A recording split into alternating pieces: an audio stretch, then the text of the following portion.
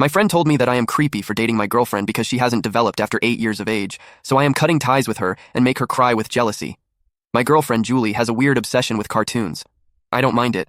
She had a really rough childhood where she wasn't allowed to watch any children's shows. She only started watching after she turned 18 and moved out. She watches everything, but her most favorite ones are SpongeBob SquarePants, Powerpuff Girls, Phineas and Ferb, Teen Titans, and many more. If I am being honest, I like this obsession of hers even if it is kinda weird to me to see a grown-up adult watching a kid's show, but I think everyone should have a childhood which she clearly missed. So, last week I threw a get-together at my house. I invited all of my friends. My best friend Rachel was also there. She has been my best friend for almost 15 years now. She has met Julie, and I never thought they had any bad blood between them. Rachel seems to really like Julie. So, at the party we were all having fun and playing games. I should mention that Rachel was wearing a fedora. Julie had to stay late for work that day. When she arrived, the party had already started. So when Rachel came to say hi, she didn't have her fedora on her head. She put that hat on in front of Julie, and Julie said in a mimicking Doofenshmirtz's voice, "Perry, the platypus."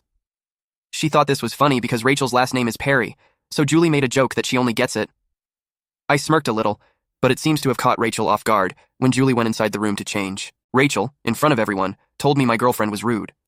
I apologized and explained this is just a harmless joke she does, and this is a line from her favorite TV show Phineas and Ferb. She didn't let it go. Instead, she started to press this matter even more.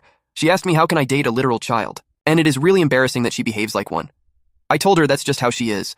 She doubled down and told me she finds it a little creepy that I am dating someone whose brain hasn't developed after 8 years of age. I find it a little offensive because Julie is very smart and works in a STEM field. Rachel also made some odd and hurtful comments seeing my girlfriend's plushie and doll collection. When I tried to defend Julie, Rachel would just shrug and say, "I am your friend. I know what's best for you." She said I shouldn't date someone so immature like Julie and I am better off with someone more mature. I told her to mind her own business and that what Julie likes is none of her business, and my dating life is my choice. She should stay the fuck out of it.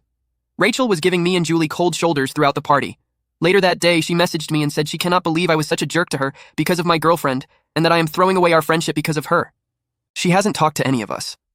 Julie made plans with Rachel to go on shopping, but Rachel just said she is busy in a text and hasn't contacted her. Julie is sad too because she was excited for their shopping spree. I didn't tell Julie about our fight because she adores Rachel. She would be crushed to know what Rachel has said about her. I am wondering if I went too far. Update: I did talk to Rachel about it. I explained it to her how rude she was. I did tell my girlfriend why Rachel was upset. Julie was not mad. Instead, she was very apologetic. She said if she knew Rachel would be upset of her little joke, she would have never said anything. She wants to apologize to Rachel. I tried to explain she has nothing to apologize for. She didn't do anything wrong, instead Rachel was the one who overreacted, but Julie put her foot down and invited Rachel on a dinner. Julie said sorry. She told Rachel about her childhood, about how her parents were strict and never let her have toys, or let her siblings watch cartoon because they were academic, not who. Thought those things were too distracting. Julie even cried while telling some of the stories, one of which was when her father beat her because he found a book of Harry Potter under her bed. She escaped that place after she turned 18. Rachel was good and apologized as well. She said she didn't knew Julie had such rough childhood and she was so insensitive towards her. I thought this was it. Rachel had finally learned her lesson, but when the dinner was done, Rachel took me out to talk privately. She told she is now 100% sure Julie is not right for me. I asked her why. She told me Julie has a lot of trauma and I shouldn't be the one to carry the burden. She thinks Julie's past is going to be a problem if we ever have kids. She might start abusing them too. I was angry.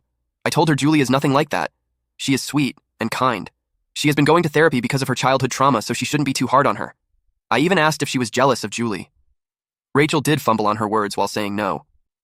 We got into an argument, and in the end I told her I want some space from her. She has no right to dictate who is right or wrong for me just because she got it right 2 times.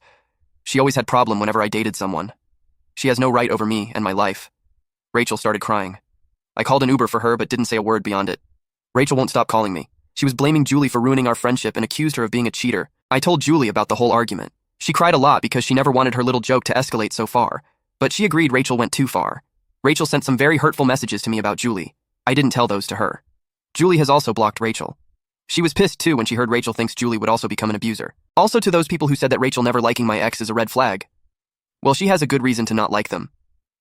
Before Julie, I had 2 serious relationships before. My first ex cheated on me. Rachel warned me about her, but I brushed it off.